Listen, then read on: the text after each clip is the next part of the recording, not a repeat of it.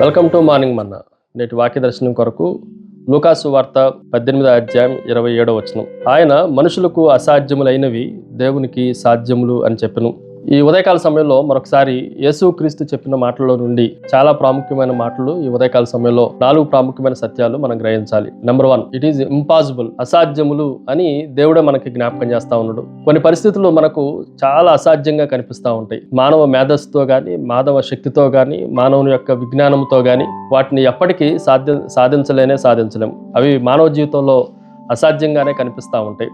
ఉదాహరణకి ఒక సంపన్నుడైన వాడిని రక్షణలోనికి తీసుకొని రావటం కానీ, భయంకరంగా మరణ గాఢాంధకారపు లోయల్లో ఉన్నవాడిని వెలుగులోనికి తీసుకొని రావటం కానీ, చనిపోయిన వాడిని బ్రతికించడం కానీ, ఇవి మానవ శక్తికి, విజ్ఞానానికి అసాధ్యములు. కానీ ఇవి మానవుని యొక్క పరిమితిని మనకి జ్ఞాపకం చేస్తా ఉన్నాయి. నెంబర్ 2, రెండో విషయాన్ని మీకు జ్ఞాపకం చేస్తాను. ఇన్ఎడక్వెన్సీ. ఈ మాటను కూడా మనం జాగ్రత్తగా ఆలోచన చేస్తే అసమర్థత, మానవుని యొక్క అసమర్థత మనకి కనిపిస్తూ ఉంది.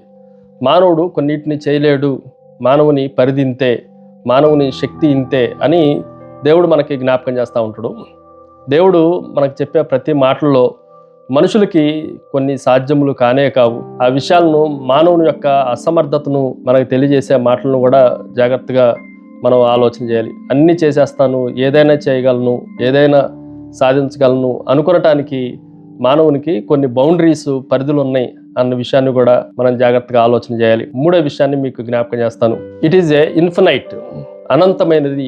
ఈ మాటను కూడా మనం జాగ్రత్తగా ఆలోచన చేస్తే మనకు ఏది అసాధ్యమో అది దేవునికి సమస్తము సాధ్యమే అన్న మాట మనకు కనిపిస్తూ ఉంది. అనంతుడైన దేవునికి, అపారమైన జ్ఞానము కలిగిన దేవునికి, అనంత శక్తి కలిగిన దేవునికి సమస్తము సాధ్యమే. ఆయనకి అసాధ్యమైనది ఏదీ లేదు అన్న విషయాన్ని కూడా మనం జాగ్రత్తగా ఆలోచన చేయాలి. 100 సంవత్సరాల వయసులో శారా గర్భాన్ని తెరవటం అనేది మనుషులకి అసాధ్యమేమో కానీ దేవునికి అది చాలా సాధ్యం. ఎరుకో పట్టణపు గోడలను పగలగొట్టడం, దాన్ని కూలగొట్టడం మనుషులకి అసాధ్యమేమో కానీ దేవునికి అది కూడా సాధ్యమే.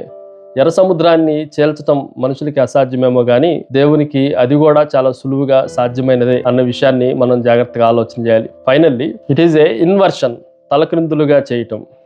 ఈ మాటను కూడా మనం జాగ్రత్తగా ఆలోచన చేస్తే మానవుడికి ఏదైతే అసాధ్యాలుగా అనిపిస్తున్నాయో దేవుడు ఎందుకు ఈ లోకానికి వచ్చాడంటే మానవునికి అసాధ్యంగా అనిపించిన వాటిలన్నిటిని తలక్రిందులు చేసి మానవ జీవితంలోనే వాటన్నిటికీ సాధ్యాలు చేయటానికి, సాధ్యపరచడానికి దేవుడు ఈ లోకానికి వచ్చాడు అన్న సత్యాన్ని కూడా మనం గ్రహించాలి.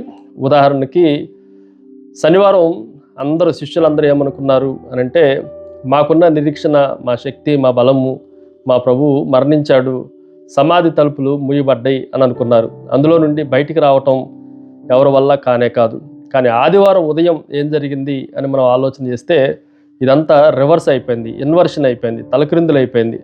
అసాధ్యము అనుకున్నది సాధ్యుడైన, పునరుద్ధారుడైన యేసుక్రీస్తు ప్రభువు మరలా శిష్యుల్ని దర్శించటం మనం జ్ఞాపకం ఉంచుకోవచ్చు. మన జీవితాల్లో కూడా ఇవి అసాధ్యము అనుకున్న వాటిని ప్రభు చేతికి అప్పగిస్తే వాటిని సుసాధ్యం చేసి మన జీవితాల్లో ఆనందాన్ని, సంతోషాన్ని నింపగలిగిన వాడు. ప్రార్థన. సకల ఆశీర్వాదములకు కారణభూతుడవు తండ్రి, మా జీవితాల్లో కొన్ని అసాధ్యములుగా కనిపిస్తున్నాయి, వాటిలన్నింటినీ తొలగించండి. అనిశ్చిత అంతటిని మీరు తీసివేయండి. సమస్తాన్ని సాధ్యం చేసి మా జీవితాల్లో సంతోషాన్ని, ఆనందాన్ని నింపి మహిమ పొందమని యేసుక్రీస్తు దివ్య నామమున అడిగి వేడుకొంచున్నాం తండ్రి. ఆమెన్. God bless you.